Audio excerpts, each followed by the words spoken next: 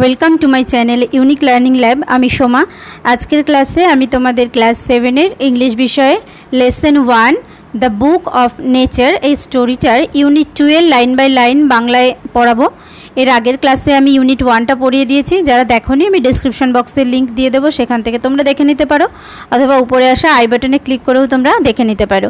और आजके आमार क्लासे जारा प्रथम एसेछो प्लिज चैनलटिके सबस्क्राइब करे निओ वेस्ट बेंगल बोर्डेर इंग्लिश मैथ क्लासगुलो पाওয়ার জন্য এবং স্পোকেন ইংলিশের ক্লাসও এখানে করানো হয়।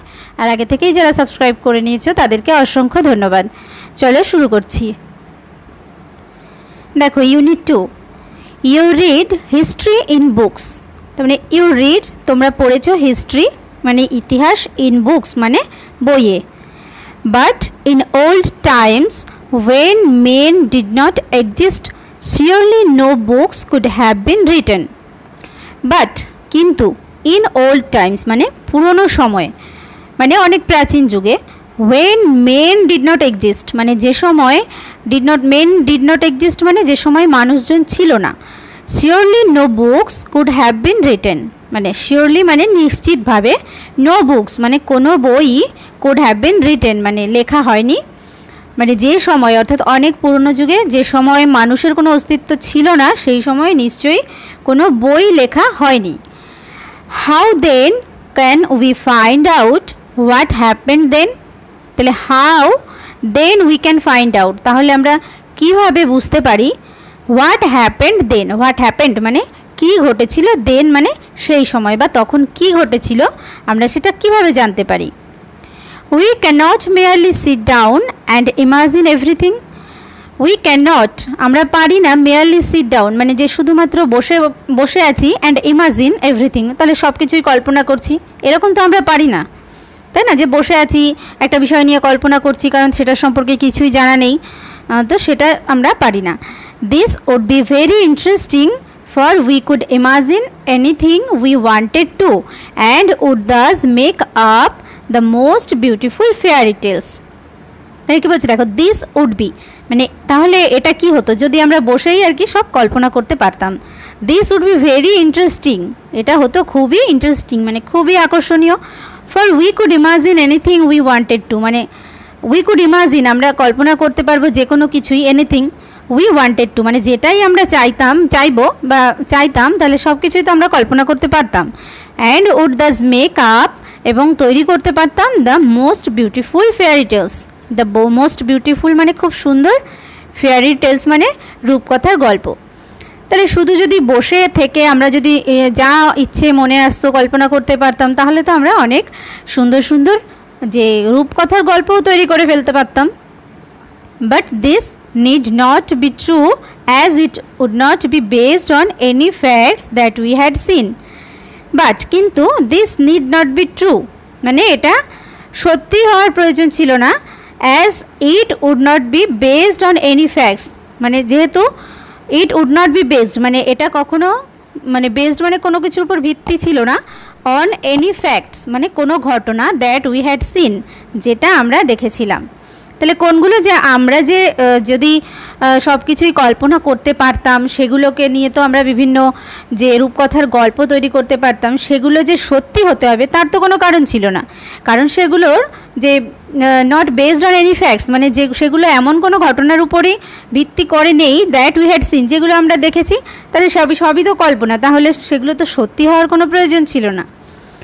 But although we have no books written in those far off days, but although যদিও উই হ্যাভ নো বুকস আমাদের কোনো বই নেই, written in those far off days, far off days মানে সেই অনেক পুরনো দিনে, তাহলে কোনো বই সেই সময়কার নেই, in those far off days. Fortunately we have some things, fortunately মানে ভাগ্যক্রমে, উই হ্যাভ আমাদের আছে সাম থিংস মানে কিছু জিনিস, which tell us a great deal as well almost as a book would. কী করে আমাদের অনেক জিনিস রয়েছে, হুইচ টেল আস মানে যেগুলো আমাদেরকে বলে, আ গ্রেট ডিল মানে একটা মানে হিউজ বিষয়, বিশাল বিষয়, as well almost as a book would মানে একটা বই থেকে আমরা যেরকম জানতে পারি সেই রকম কিন্তু অনেক জিনিস রয়েছে যেগুলো থেকেও আমরা কিন্তু বইয়ের মতো অনেক কিছুই জানতে পারি। কি কি আছে দেখো, we have rocks and mountains and seas and stars and rivers and deserts and fossils of old animals. We have rocks, আমাদের আছে কি পাথর আছে, অ্যান্ড মাউন্টেন্স পাহাড় আছে, সিজ সমুদ্র আছে, স্টার্স মানে নক্ষত্র আছে, রিভার্স নদী রয়েছে, ডেজার্টস এবং মরুভূমি রয়েছে, and fossils of old animals মানে পুরনো প্রাণীদের জীবাশ্ম, ফসিলস মানে জীবাশ্ম রয়েছে। তো সেগুলো থেকেও আমরা অনেক কিছু জানতে পারি। These and other like things are our books for the earth's early story। তাহলে দিস মানে এইগুলো, অ্যান্ড আদার লাইক থিংস মানে এইরকম আরও অনেক জিনিস, আর আওয়ার বুকস আমাদের বই, for the earths early story কিসের জন্য, ফর দ্য আর্থস মানে পৃথিবীর আর্লি স্টোরি মানে পুরাতন যে গল্প অর্থাৎ পুরনো গল্প জানার জন্য এই জিনিসগুলোর মতো আরও অনেক জিনিস রয়েছে। And the real way to understand this story is not merely to read about it in other people's books, but to go to the great book of nature itself।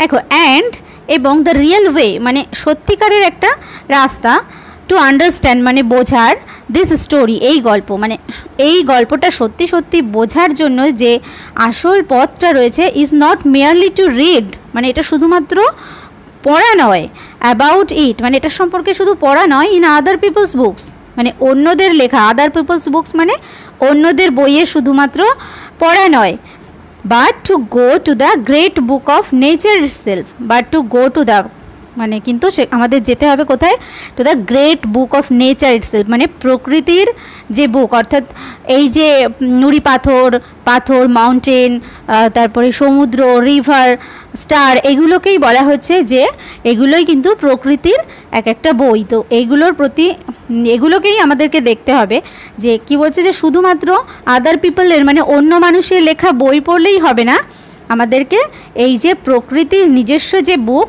অর্থাৎ সেগুলোকেও আমাদেরকে পড়তে হবে। দেখো, you will I hope soon begin to learn how to read this story from the rocks and mountains। You will, I hope মানে আমি আশা করি, you will soon begin to learn মানে তুমি খুব তাড়াতাড়ি, begin মানে শুরু করবে, to learn শিখতে, how to read মানে কিভাবে পড়তে হয়, this story এই গল্প কিভাবে পড়তে হয়, from the rocks and mountains মানে এই যে পাথর এবং যে মাউন্টেন্স অর্থাৎ পাহাড়, তো এখান থেকে কিভাবে পৃথিবীর যে গল্প সেটা পড়তে হয়, আমি আশা করছি তুমি তাড়াতাড়ি সেটা শিখে যাবে। এটা এখানে জওহরলাল নেহরু তার মেয়েকে যে চিঠিগুলো লিখছেন, সেই চিঠিতে তার মেয়েকে উদ্দেশ্য করে এইগুলো বলছেন। Imagine how fascinating it is, imagine মানে কল্পনা করো, হাউ ফ্যাসিনেটিং ইজ ইট মানে এটা কতই না যে আকর্ষণীয় একটা বিষয় হবে, তাই না? যখন আমরা বইয়ে শুধু না পড়ে যখন প্রকৃতির যে বিষয়বস্তু, প্রকৃতির যে জিনিস, সেগুলো থেকে আমরা যখন বিভিন্ন জ্ঞান অর্জন করব, তখন কতটাই না সেটা আকর্ষণীয় হয়ে উঠবে। Every little stone that you see lying in the road or on the mountain side may be a little page in nature's book and may be able to tell you something if you only knew how to read it। দেখো, every little stone মানে প্রত্যেকটা ছোট ছোট, little stone মানে ছোট ছোট পাথর, that you C যেটাকে তুমি দেখতে পাও, লাইং ইন দ্য রোড যেটা লাইং ইন দ্য রোড মানে রাস্তায় পড়ে রয়েছে এরকম ছোট ছোট পাথর যেটা তুমি দেখতে পাও, or on the mountain side অথবা যেগুলো পাহাড়ের সাইডে অর্থাৎ মাউন্টেন সাইড মানে পাহাড়ের পাশে পড়ে রয়েছে, maybe a little page in nature's book এটা হতে পারে একটা লিটল পেজ মানে একটা ছোট্ট পাতা, ইন নেচার্স বুক মানে প্রকৃতির বইয়ের একটা ছোট্ট পাতা হতে পারে। And may be able to tell you something, and may be able মানে সক্ষম হতে পারে, টু টেল ইউ তোমাকে বলতে, সামথিং কিছু, if you only knew how to read it যদি তুমি জানতে হাউ টু রিড ইট মানে কীভাবে এটা পড়তে হয়। তার মানে এই যে ছোট্ট যে পাথর যেগুলো তুমি দেখছো যে রাস্তায় পড়ে রয়েছে, পাহাড়ের পাশে পড়ে রয়েছে, তো এগুলোই হয়তো তোমাকে এমন কিছুই বলতো যেগুলো কি তোমার যদি এগুলোকে পড়ার মতো তোমার মানে তুমি জানতে যে কিভাবে এগুলোকে পড়তে হয়, তাহলে অবশ্যই সে তোমাকে মানে সেখান থেকে তুমি তার মানে কিছু জানতে পারতে। দেখো, to be able to read any language, Hindi আর উর্দু আর English, you have to learn alphabet. To be able to read মানে কোনো কিছু পড়তে হলে, মানে কোনো কিছু এবল মানে সক্ষম হতে হলে, এনি ল্যাঙ্গুয়েজ মানে যে কোনো ভাষায় যদি কেউ সক্ষম হতে চায়, যেমন কি হিন্দি আর উর্দু আর English, you have to learn মানে তোমাকে শিখতে হয় ইটস আলফাবেট মানে তার অক্ষরগুলোকে প্রথমে শিখতে হয়।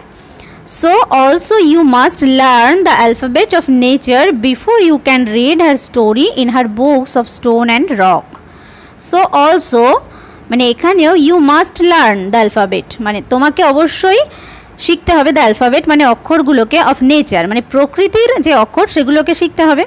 Before you can read her story মানে তার আগে, before you can read her story মানে তুমি তার যে গল্প, হার স্টোরি মানে পৃথিবীর যে গল্প সেগুলো পড়ার আগে, ইন হার বুকস মানে তার বইয়ে, অফ স্টোন অ্যান্ড রক পাথর এবং যে ছোটো পাথরকে বলা হয় স্টোন, বড় পাথরকে বলা হয় রক। তাহলে কি বলা হচ্ছে যে তুমি যে প্রকৃতির যে অ্যালফাবেট সেগুলোকে তোমার প্রথমে জানতে হবে এই যে প্রকৃতির যে স্টোন রক এগুলোর সম্পর্কে জানার জন্য। Even now perhaps you know a little how to read this. Even now এমনকি এখন, পারহ্যাপস মানে সম্ভবত, ইউ নো তুমি জানো, আ লিটল মানে একটুখানি হলেও জানো, হাউ টু রিড দিস মানে কিভাবে এগুলো পড়তে হয়। If you see a little round shiny pebble does it not tell you something. If you see মানে যদি তুমি দেখো, আ লিটল মানে একটা ছোট্ট, রাউন্ড মানে গোলাকার, শাইনি পেবল মানে শাইনি মানে চকচকে, পেবল মানে হচ্ছে নুড়ি পাথর।